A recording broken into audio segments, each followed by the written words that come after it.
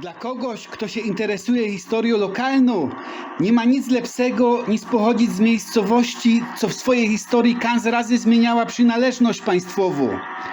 Mnie kopło szczęście i mogę dzisiaj poopowiadać o wszystkich księstwach i państwach, do których Krościce należały.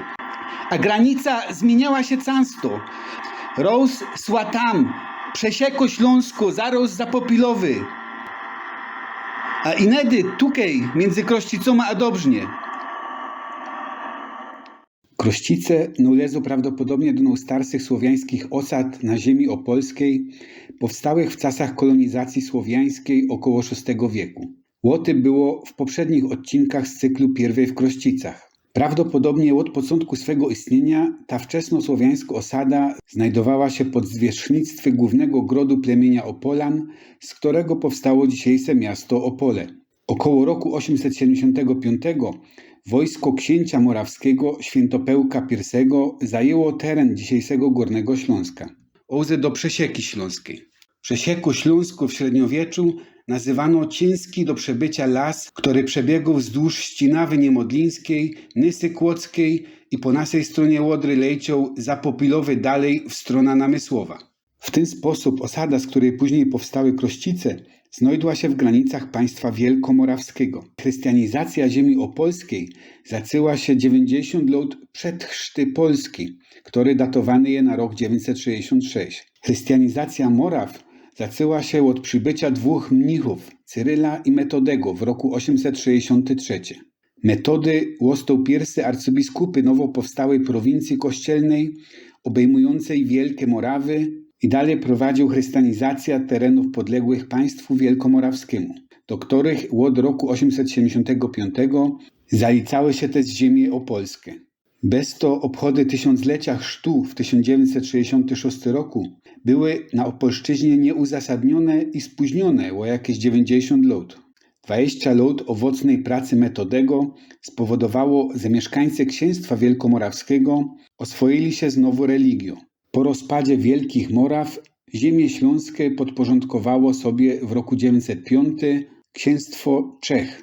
Pod panowanie czeskiej dynastii Przemyślidów, którą przyjęła chrzest w roku 871, na ziemiach, na których żyło plemię Opolanów, umacniało się dalej chrześcijaństwo. Około roku 960 słowiańskie plemię Polan pod przywództwem Mieszka I zaczęło sobie podporządkowywać sąsiednie plemienia, tworząc w ten sposób początki państwa polskiego.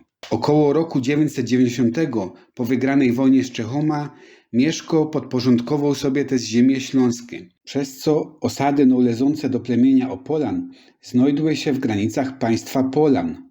Przez prawie 150 lat Śląsk należał do państwa polskiego. W roku 1138 po śmierci księcia i władcy polskiego Bolesława Krzywoustego na mocy jego testamentu państwo polskie zostało podzielone pomiędzy jego synów. Najstarszy Władysław został pierwszy władcą nowo powstałego księstwa śląskiego, w którego granicach znajdły się te Krościce.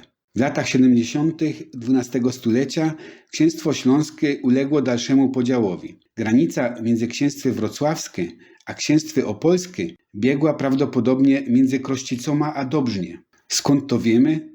Dobrznie rozporządzał książę opolski, który na przykład w roku 1228 zatwierdził Dobrzeń jako posiadłość klasztoru Norbertanek w Czarnowąsach.